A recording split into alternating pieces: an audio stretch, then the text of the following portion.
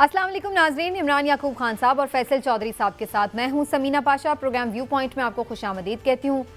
आज नाजरीन ऐसा लगता है कि इमरान खान साहब के लिए रिलीफ का दिन था, क्योंकि मुताद्दद मामलात में उनको काफ़ी रिलीफ मिल गया है। लाहौर हाई कोर्ट ने 9 मुकदमात में उनकी हिफाजती ज़मानत मंजूर कर ली है और इसी तरह से जो इस्लामाबाद हाई कोर्ट से खबर आई है वो भी उनके लिए बड़ी खुशकुन है।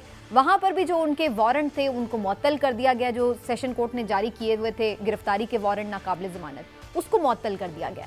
और फिर तीसरी अहम खबर ये भी है कि मीनार पाकिस्तान को जो जलसा वो करना चाहते थे उसको मना किया गया था, अब उसकी इजाज़त भी मिल गई है। तो इमरान खान साहब के लिए यकायक हमें नज़र आ रहा है कि रिलीफ मिलता अदालतों से नज़र आया है। इमरान खान साहब आज लाहौर हाई कोर्ट में ख़ुद भी पेश हुए और वो कह रहे हैं कि वो कल इस्लामाबाद हाई कोर्ट में भी पेश होने जा रहे हैं और वहाँ से भी उनके लिए अच्छी खबर ये है कि F8 कचहरी में जहाँ उन्हें पेश होना था वहाँ से मकाम तब्दील करके अब जुडिशल कॉम्प्लेक्स कर दिया गया, क्योंकि इमरान खान साहब को सिक्योरिटी खदशात थे। तो ये सारी जो चीज़ें हैं इमरान खान साहब के लिए ऐसा नज़र आ रहा है कि कुछ रिलीफ का मौसम शुरू हो चुका है। ऐसा ही है या फिर ये वक्ती रिलीफ है, हो सकता है कल को मज़ीद दोबारा सख्ती नज़र आए। मुकदमात का मेरिट क्या है इसके ऊपर भी बात करेंगे और साथ ही साथ ये भी डिस्कस करेंगे कि जो मरियम नवाज साहिबा ने इल्ज़ामात लगाए हैं दहशतगर्द तंजीम होने के, अस्करियत पसंद तंजीम होने के, ये किस कदर दुरुस्त हैं और क्या इसकी आड़ में वाकई PTI को बैन भी किया जा सकता है। साथ ही साथ ये भी बात करेंगे कि कहीं ना कहीं मुज़ाकरात का क्या आगाज़ होने जा रहा है, जो हमें दोनों तरफ से कुछ लचक का मुजाहरा भी नज़र आया है। इमरान खान साहब ने भी ये बात की कि वो बैठ कर बात करने को तैयार हैं और उधर वज़ीर आज़म शहबाज शरीफ साहब ने भी ये बात की है। तो इससे क्या अंदाज़ा लगाया जाए, क्या मुज़ाकरात किसी हल की तरफ भी जा सकते हैं, इसके ऊपर भी बात होगी। आप सबको खुशामदीद कहती हूँ। पहले मैं इमरान साहब की तरफ जाऊँगी।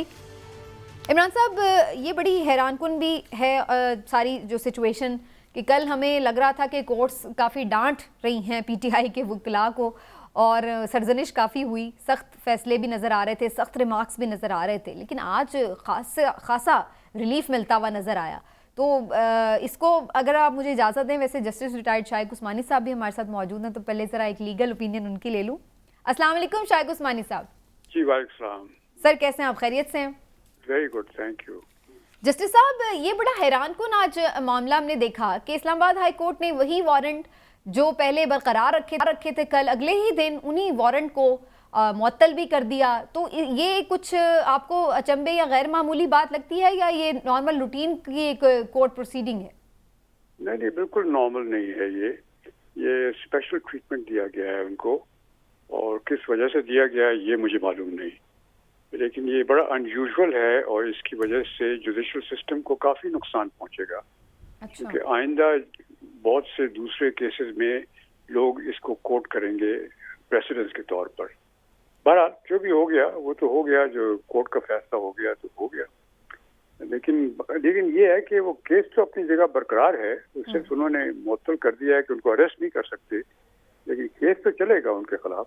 बिल्कुल ठीक।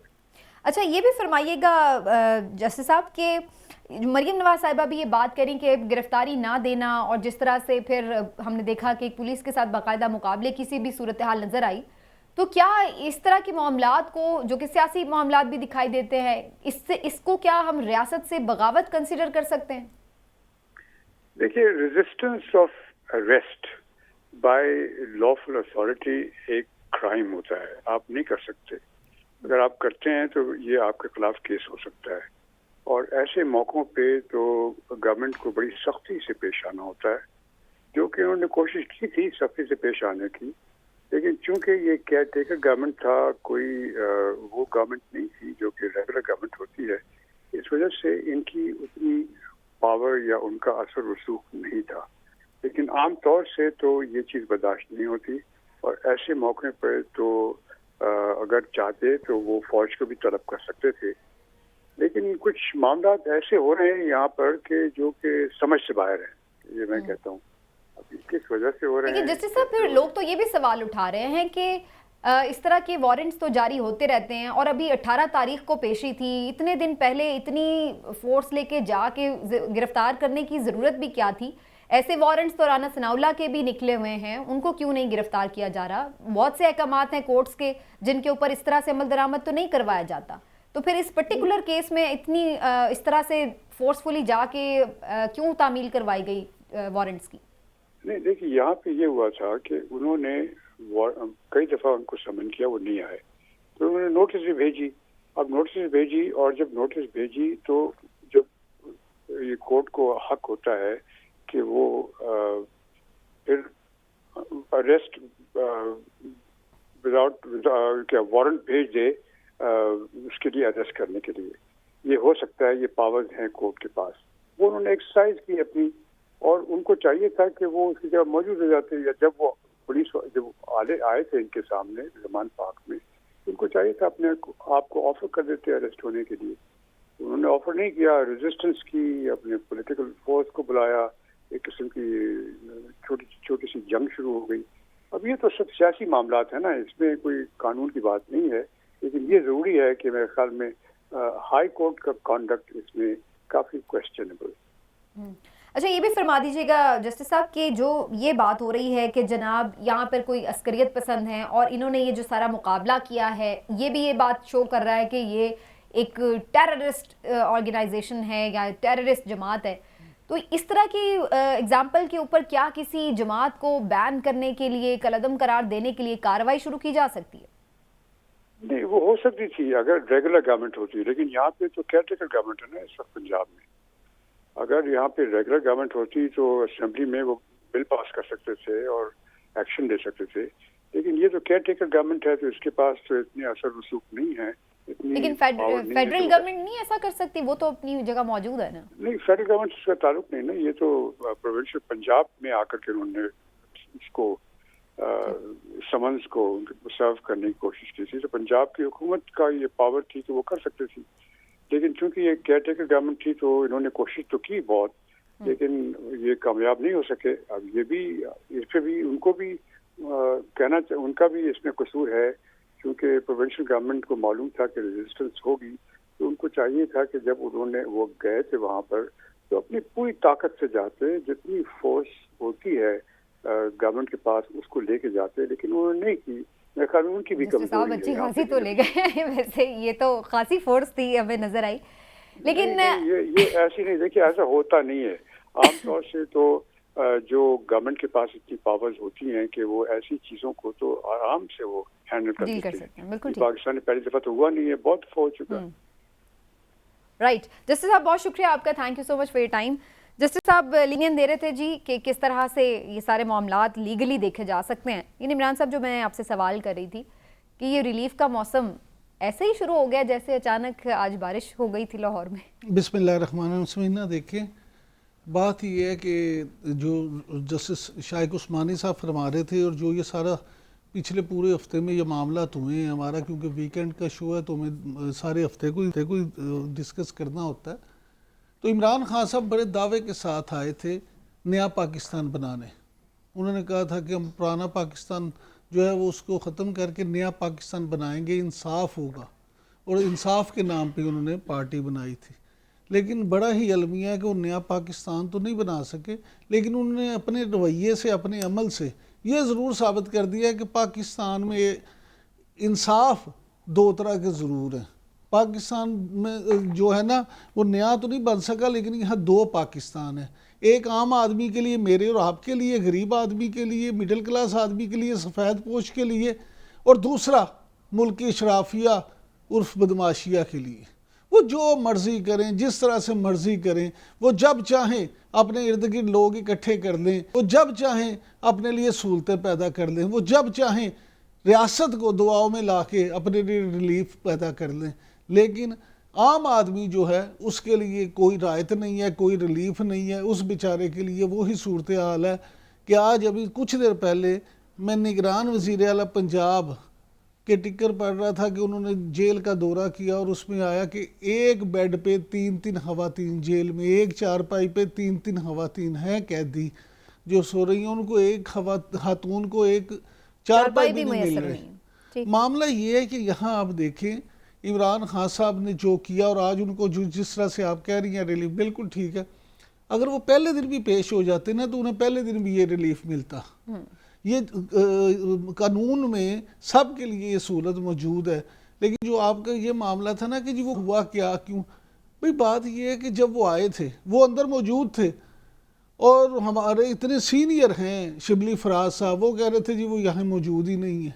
आप उनकी वो कर लें, जो ये वारंट थे वो इसलिए नाकाबिले ज़मानत थे कि जज साहब कई दफ़ा उनको नोटिस भिजवा चुके थे, लेकिन वो किसी नोटिस पे भी वहाँ नहीं गए, इसलिए वो किया। अब वारंट पे डेट तो 18 की थी ना, इतनी जल्दी वो क्यों लेने आए? कहाँ रखना था 3-4 दिन, क्या करना था? उनके रवैये की वजह से ना, जब नॉन बेलेबल वारंट होते हैं तो फिर पुलिस उनको किसी वक्त भी गिरफ्तार कर सकती है। मामला ये है कि ये चीज़ें जो हैं, मैं फिर आपसे कहूँगा, मेरा तो आज दिल बहुत दुखी हुआ है, सच्ची बात है। इस पूरे हफ्ते में जो कुछ हुआ है, कहाँ गई रियासत की रिट, क्या हुआ? क्या इमरान खान साहब ने किया ठीक था? क्या जो निगरान हुकूमत पंजाब की तरफ से किया गया, क्या वो ठीक था?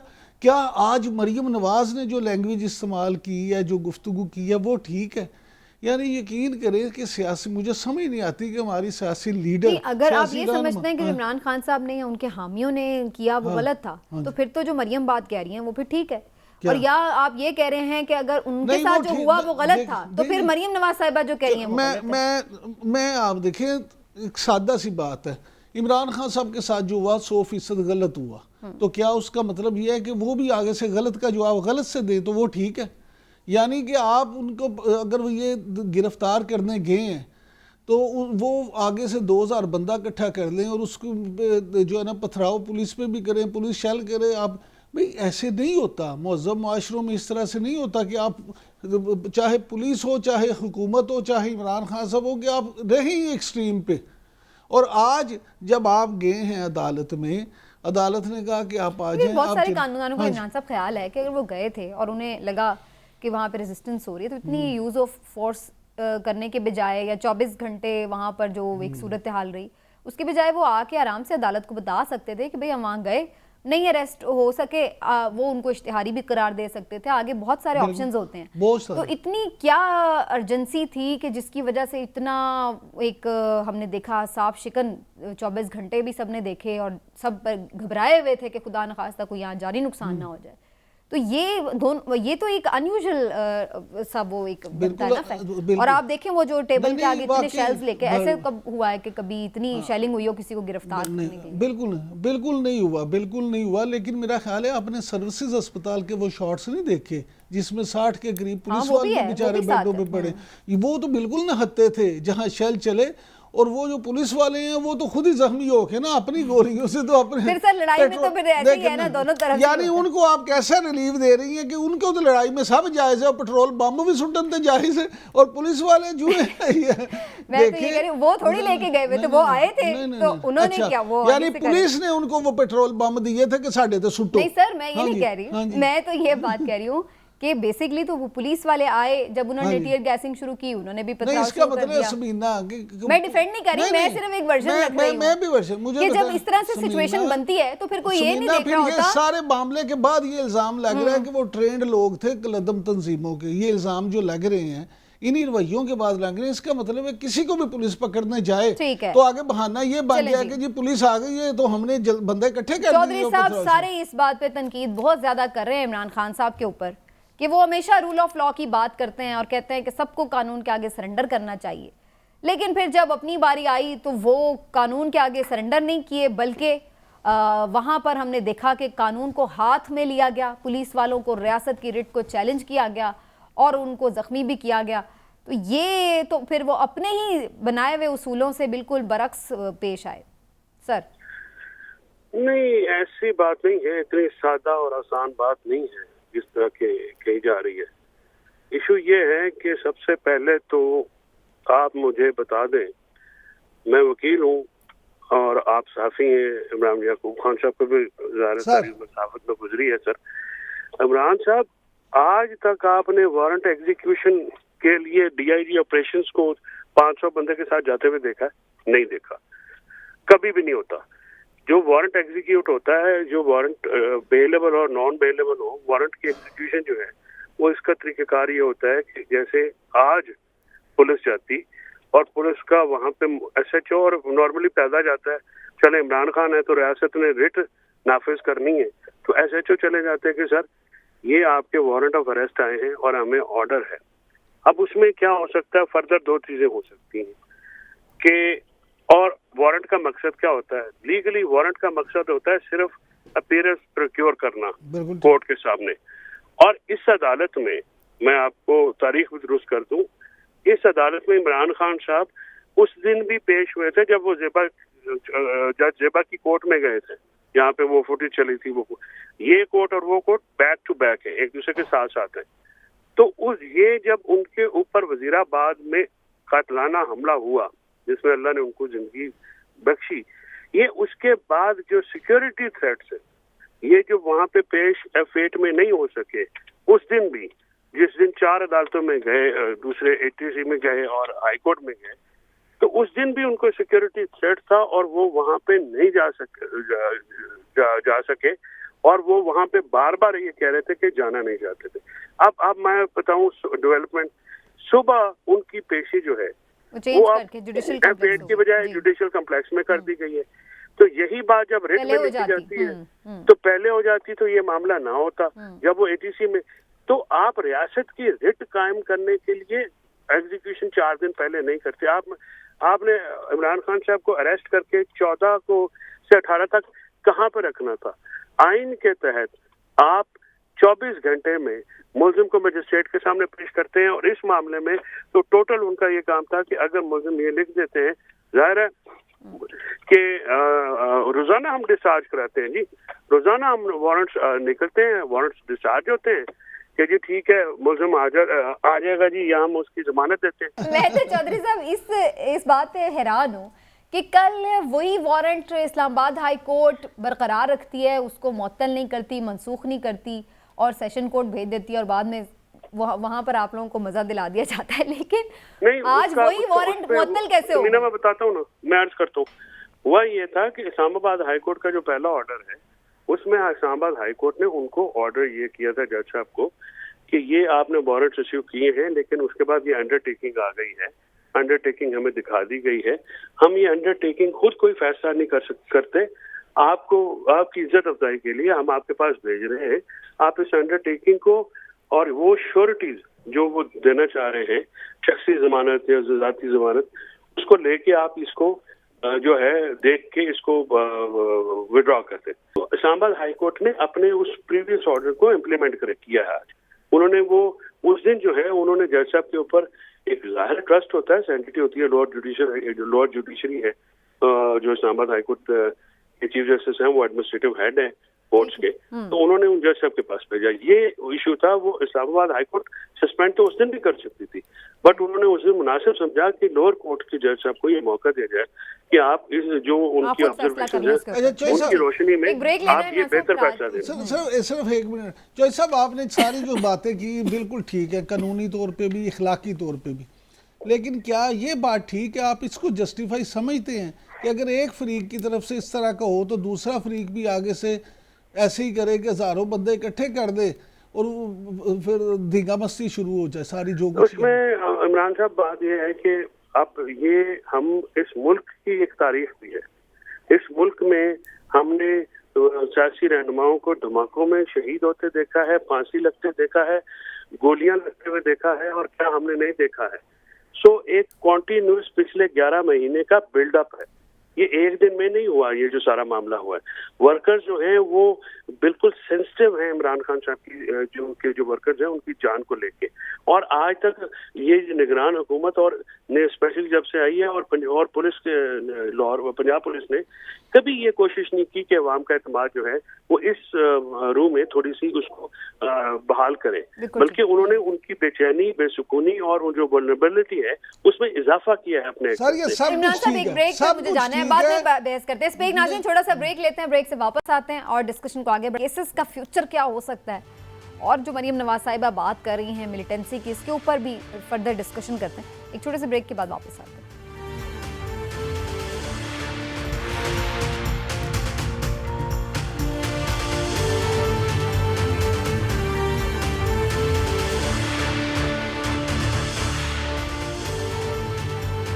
जी तो नाज़रीन, बात हो रही है इमरान खान साहब के केसेस के हवाले से। इमरान साहब अभी तो कच्ची ज़मानत, पक्की ज़मानत, ये सब चल रहा है, वीडियो लिंक से कर लें, सिक्योरिटी से कर लें, जगह तब्दील कर दें, इन्हीं चीज़ों के ऊपर हाजिरी से इस्तिस्ना, इन्हीं से ही निकल रहे। ये 94 मुकदमात के मेरिट के ऊपर कब बात शुरू होगी, कब इमरान खान साहब इनसे ख़त्म करवा सकेंगे मुकदमात, या उन्हें दोनों सूरतों में अगर उन्हें सज़ा भी होती है? तो मेरा मतलब ये कहने का कि असल मुद्दे पे तो अभी तक आ ही नहीं दे, ये केसेस का फ्यूचर क्या है? समीना, पहली बात तो ये है कि इन 94 मुकदमात की तादाद सुन के ही ना ये नतीजा निकालना कोई मुश्किल नहीं है कि ये 94 मुकदमात जो हैं ये किस तरह से कायम किए गए हैं और इनकी क्या कानूनी हैसियत बनेगी और अदालतों में जाके इनका क्या बनेगा। देखिए, होता ये कि अकाम चोई साहब खुद भी वकील हैं, मेरी इस बात की तायद करेंगे कि जिस केस में अगर मुकदमा अगर कत्ल का है तो एक मुलजिम हो और आप 4 के नाम इजाफी लिखा देना तो FIR वैसे बर्बाद हो जाती है। उसी तरह जब आप एक बंदे के खिलाफ इतने मुकदमात करा देंगे तो जो जुर्म उसने किए भी होंगे ना, वो भी सब समझेंगे कि सियासी मुकदमे ही हैं। मैं ज़ाती तौर पे ये समझता हूँ कि इमरान खान साहब के खिलाफ ये 94 के 94 मुकदमात गलत नहीं होंगे, इनमें को 2, 4, 6 या 10 ऐसे भी होंगे जो होने चाहिए, जिनमें उन्हें सजा भी होनी चाहिए, उनको पूछा भी जाना चाहिए। लेकिन उसका मतलब ये नहीं है कि आपने अगर किसी बंदे ने एक जुर्म किया तो आप उसके खिलाफ सेंचुरी कर दें। आज अदालत में उन्होंने कहा है ना, सेंचुरी तो मुझे लगता होने वाली, कल फिर पेशी है जुडिशियल कॉम्प्लेक्स में, और फिर कोई नए 2 मुकदमे आज अदालत में उन्होंने कहा है कि ये क्रिकेट के बाहर सेंचुरी होने वाली।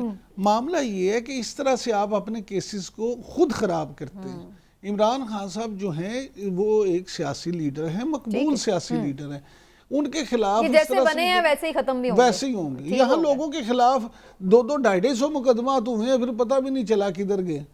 चौधरी साहब, आप तो वकील भी हैं, ये मुकदमात का क्या फ्यूचर है? ये इसी में ही आप लोग उलझे रहेंगे? बरियत की तरफ क्यों नहीं जाते सीधे सीधे?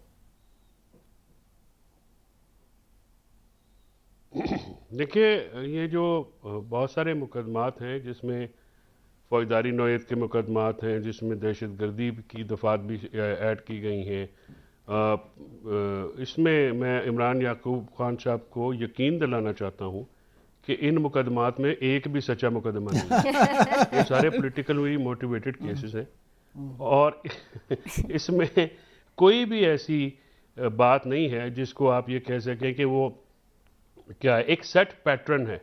देखिए, एक तरीक़ेकार तय कर लिया गया है और स्टेट ऑपरेटर्स जो है और मशीनरी को इस्तेमाल करके PTI के वर्कर्स, लीडर्स, रहनुमाओं को पर्चों में इन्वॉल्व किया जा रहा है। वो क्या किया जाता है कि इमरान खान को गोली लगी है और वो हॉस्पिटल में हैं और पिंडी में होने वाले पर्चों में उनके इमा पे ये लफ्ज़ लिख के उनको सेक्शन 109 में मशवरे में रख लिया जाता है।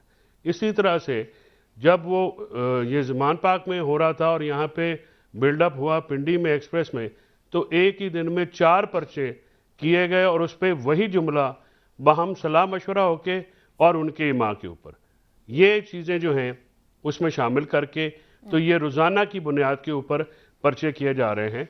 और जो चीज़ इख्तियारात हैं उनको इस तरह से इस्तेमाल करके पॉलिटिकल पार्टी जो PTI है उसको इम्प्लाइडली यानी ज़बानी तौर पे तो बैन कर दिया गया है।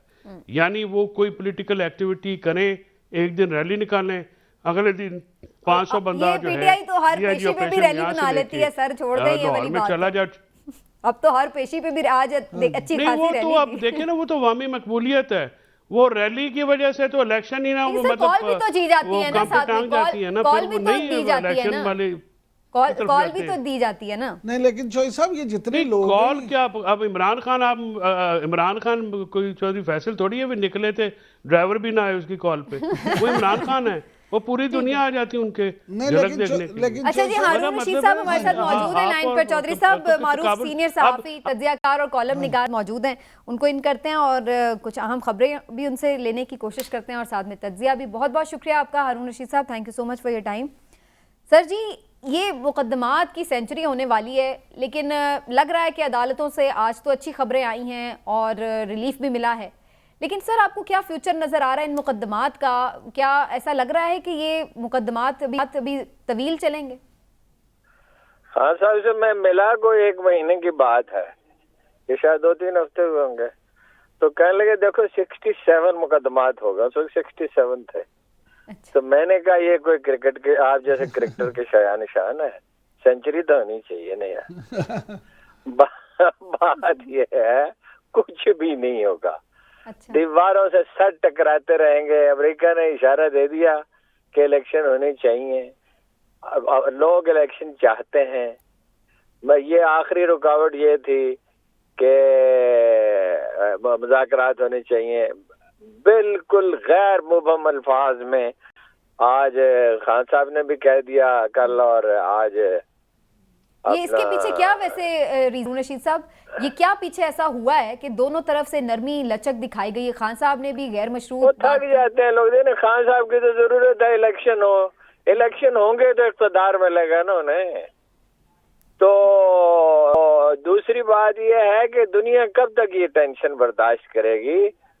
और वो तो देखो ना, पार्टी के तर्जुमान ने आज कह दिया, कोई शर्त आयद नहीं की, और ये कहा कि बातें न करें, अमली इक़दामात करें, गुफ्तगू करनी पड़ेगी। इलेक्शन के सिवा सारे ऑप्शन ही बंद हैं और कोई सूरत ही नहीं है।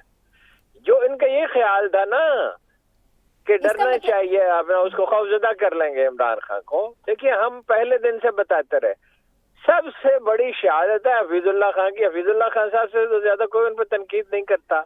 वो पहले दिन से कह रहे थे इनको हुकूमत से न निकालिएगा, इसको मैं जानता हूँ। लेकिन उनको 70 साल से इकट्ठे 70 साल से घर में रह रहे हैं, ने आखिरी बरसों में तो रहे एक ही घर में रहे, और ये अपना इसको डराया नहीं जा सकता। ये ऐसा शख्स है, इनके हिसाब टूट जाएंगे। दूसरी बात ये मामला तब खान साहब के हाथ से भी निकल गया। 2 दफा उन्होंने डची केस तैयार किया और वर्करों ने कहा हम आपको नहीं जाने देंगे।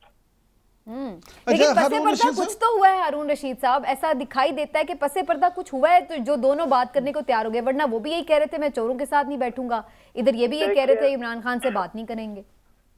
कुछ पसे पर्दा वाली खबर। थक जाते हैं ना लोग, बात करने के सिवा चारा क्या है। अंग्रेजों से बात करते थे, मैदान जंग जो कौमें जंगे लड़ती हैं तो उसके बाद भी मुज़ाकरात ही करते हैं। मुज़ाकरात के सिवा चारा क्या है।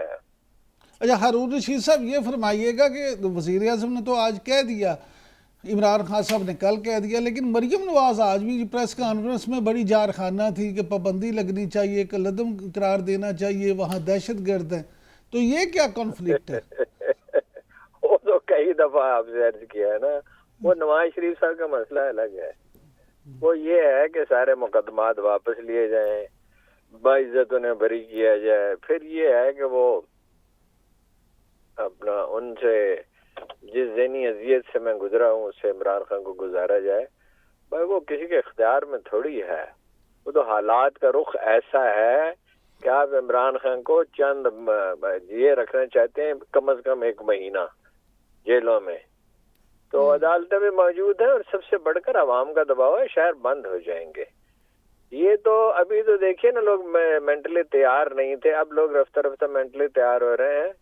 एक वक्त ऐसा आएगा उन्हें गिरफ्तार करेंगे तो लाहौर की अगर मान रोड ही बंद हो जाए और कराची की शाहराह फैसल बंद हो जाए और पेशावर की मेन रोड बंद हो जाए तो फिर क्या करेंगे।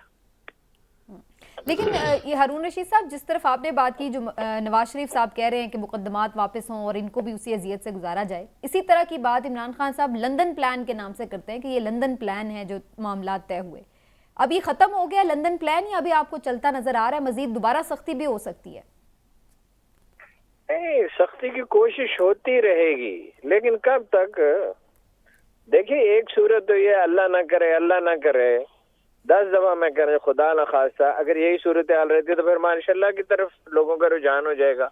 इसलिए कि इंसानी जिंदगियों को कब तक खतरे में डाला जा सकता है, कब तक मईशत को हालात के रहमो करम पर छोड़ा जा सकता है। तो इस तरह तो नहीं होता है ना। 77 में भुट्टो साहब ने बहुत सख्त मुज़ाकरात करने की कोशिश की थी तो नतीजा क्या निकला था? 58 में क्या हुआ था, 68 में क्या हुआ था? अच्छा हारून साहब ये फरमाइएगा कि ये जो इमरान खान साहब अब लंदन प्लान की बात करते हैं, उनके मुखालफिन कहते हैं कि जो 127 दिन का धरना था वो भी लंदन प्लान था। तो क्या हमारे मुल्क की सियासत 75 साल बाद भी लंदन प्लान? 127 दिन का धरना का फैसला तो खान साहब ने खुद किया था और वो फैसला दुरुस्त नहीं था, उसे कोई फायदा नहीं हुआ। वो 127 दिन जो है वो पख्तूनख्वा की हुकूमत को दिए होते तो वहाँ सूरत हाल कहीं से कहीं पहुंच जाती, कितनी बेशुमार भलाई हो सकती थी। वो इसके बावजूद उन्होंने दूसरी दफा इलेक्शन जीते, जो कभी पख्तूनख्वा में किसी ने नहीं जीते। अगर वो पख्तूनख्वा में निजाम दुरुस्त कर देते तो कुछ भी हो जाता, तो कोई आलमी पार्टी उस वक्त उनके साथ नहीं थी, बल्कि बहुत से लोग पार्टी में भी ये नहीं चाहते थे। आखिरी में ये बता दीजिए हारून रशीद साहब, ज़ल्मे खलीलजाद ने भी जैसे इशारा दिया इलेक्शंस का, आपने भी अभी इसी बात का जिक्र भी किया, तो क्या अमेरिका के साथ खान साहब के मामला तय हो गए हैं? क्या अब अमेरिका के लिए काबिल कबूल हैं खान साहब? हारून रशीद साहब,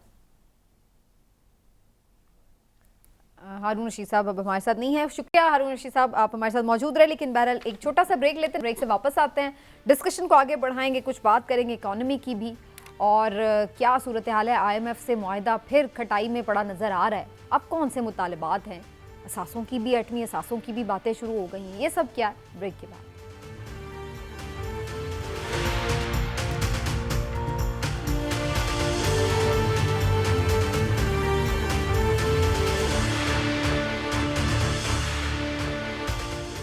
जी वेलकम बैक नाज़रीन। हारून रशीद साहब बड़ी खबर दे रहे थे, क्या वाकई को मुज़ाकरात की तरफ मामला जा रहा है, और अगर जा रहा है तो कौन लेके जा रहा है, इस पे भी ज़रा बात बड़ी ज़रूरी है। इमरान साहब आपकी खबर क्या है, वाकफान हाल क्या खबर दे रहे हैं, कोई बिठा रही है ताकत अनदेखी तमाम सियासी जमातों को? देखिए असल बात ही है समीना कि इस वक्त ना मुझे तो being a forward of politics Pakistani सियासत में इंतहाई कमी महसूस हो रही है नवाबजादा नसरुल्लाह खान साहब की। देखिए वो एक ऐसा करैक्टर थे सियासी जो इस तरह के मामलात में हमेशा मुज़ाकरात की बात करते थे, लोगों को सियासी रहनुमाओं को बिठाने की बात करते थे, और कुछ नहीं होता था तो ऑल पार्टीज़ कॉन्फ्रेंस बुला लेते थे, उसमें लोगों को इकट्ठा कर लेते थे। लेकिन अब अनफॉर्चुनेटली ये मामला कुछ इस तरह से हो गया है कि कोई ऐसा पाकिस्तानी सियासत में किरदार नज़र नहीं आता। आप देखिए खान साहब ने भी इंदिया दे दिया और वज़ीर आज़म ने भी बता दिया कि जी ठीक है, अब दोनों तो तैयार हैं, अब बिल्ली के गले में घंटी बांधेगा कौन? हाँ जी, मैं ये समझता हूँ कि ये पहल अदा करने के लिए इस वक्त आर्मी चीफ जो हैं उनको आना चाहिए, और उनको ये कोशिश करनी चाहिए कि वो किसी तौर भी इस मामले में आके तो इनको दोनों को बिठा दें। वज़ीर आज़म साहब खुद बात करें इमरान खान साहब से, तो फिर इमरान खान साहब खुद कर लें, यही तो प्रॉब्लम है दोनों की ना। नहीं, अगर इमरान खान साहब वज़ीर आज़म होते तो मैं कहती कि इमरान खान साहब बात बिल्कुल हमेशा ये बुनियादी तौर पर वज़ीर आज़म साहब की बुनियादी तौर पे नहीं, मैं समझता हूँ कि हर तरह से वज़ीर आज़म का फर्ज बनता है। उसकी बुनियादी वजह ये है कि वो हुकूमत जो होती है उसको पहल रिस्पॉन्सिबिलिटी है। मैं उसी पॉइंट ऑफ व्यू से बात कर रही हूं। प्रॉब्लम समझिए कि बदइत्मादी इतनी बढ़ चुकी है कि ये दोनों एक दूसरे की बात पे यकीन भी नहीं करेंगे। इन्हें कोई सालिस ऐसा चाहिए। मैंने सदर मुमलिकत आरिफ अलवी साहब का नाम क्यों नहीं लिया, क्योंकि वो भी एक पार्टी है।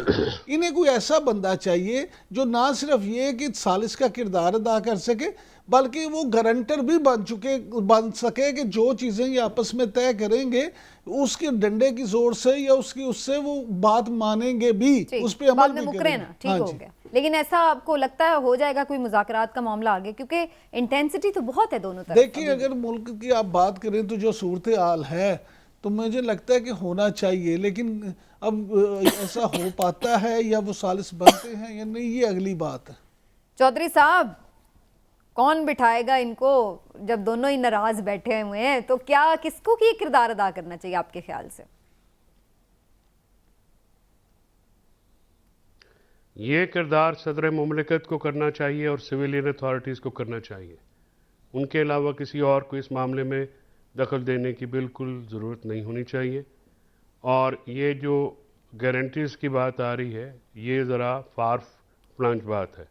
सबसे पहले तो बात यह है कि ऐसी बात नहीं है, दोनों पार्टियों में लोग मौजूद हैं जो कि पॉलिटिकली भी सेंसिबल हैं और वो पॉलिटिक्स को समझते हैं, तजर्बा भी है और वो मामलात को हल करने का हुनर भी रखते हैं। ये जो ट्रस्ट डेफिसिट है इसको कम करने की ज़रूरत है और इसमें हुकूमत का एक बहुत बड़ा रोल होता है।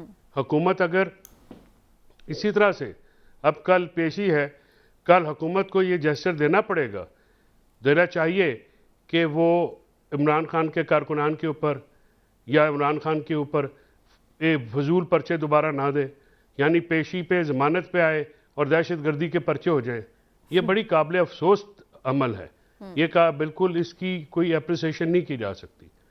अगर हुकूमत अपनी बात में संजीदा है जो वज़ीर-ए-आज़म ने की है तो वो तो फिर उनको एक गुड जेस्चर देना पड़ेगा बिकॉज गवर्नमेंट इस पोजीशन में। लेकिन उसके साथ साथ मरियम नवाज़ की जो मुस्लिम लीग नवाज़ की जो इंटरनल लड़ाई है जिसमें मरियम नवाज़ इंतहाई ज़्यादा एक्सट्रीम लेवल पे जाके जो गुफ्तगू कर रही हैं उसको अप्रिशिएट नहीं किया जा सकता।